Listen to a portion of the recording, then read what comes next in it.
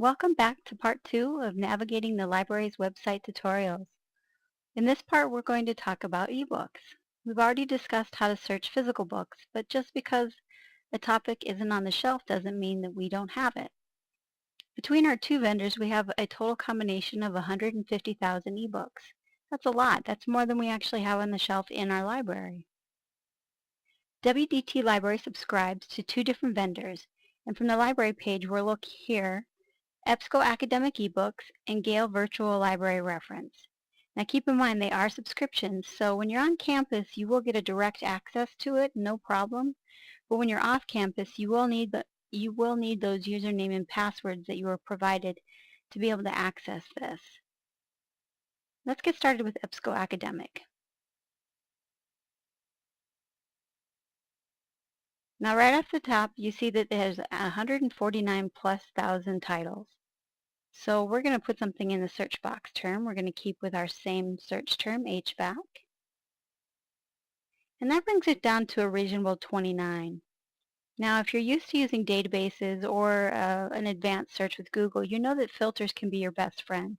So here to the left, we're looking at full text, and then there's an option for downloadable available. All the books have at least a PDF view, which is the full text option.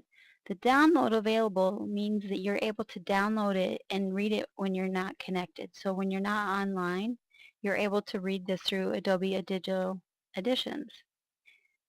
Now there is a video on our library site that discusses how to download the ebooks. I won't go into that now, but I am going to just kind of play around and make this a little bit more current and see what that does to our results.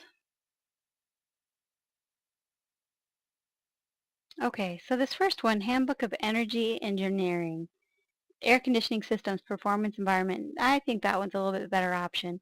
So I'm going to click on the title to get it further into the record. And then here to the left is the PDF that I can click on to view while I'm connected to the internet. It's just like any other book or e-reader that you might have been used to, and it's just a page-by-page view. Now, let's say that I'm not going to always be connected to the internet. While I'm on campus, I do, but when I get home, I don't. So I'm going to want to go back, and this is where I'd click download this ebook. Now, up here in the top right, you see you'll need to actually create a username and password and be signed in before this option can actually work. But like I said, that video is on the library site, but it's also in your Part 2 module that you can view from there. Now you are only actually allowed to check ebooks out for a week, so you can download it and have it up to 7 days to read it. If you want to check it out again, you'll have to do that after the 7 days. It doesn't let you renew it. For the purposes of the guiding questions assignment portion, I want you to take a look here where it says cite. There are a couple of different tools to be able to cite ebooks, but we'll use this one first.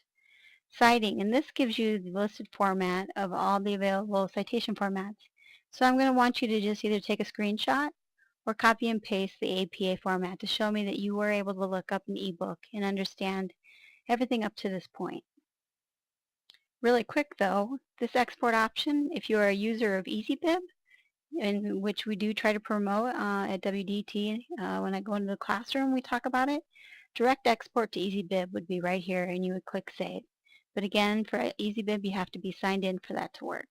That's another video for later. And getting back to the library page, we're going to select Gale Virtual Reference.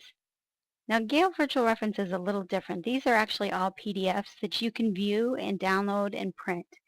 The website itself is made up of mostly textbooks and encyclopedias.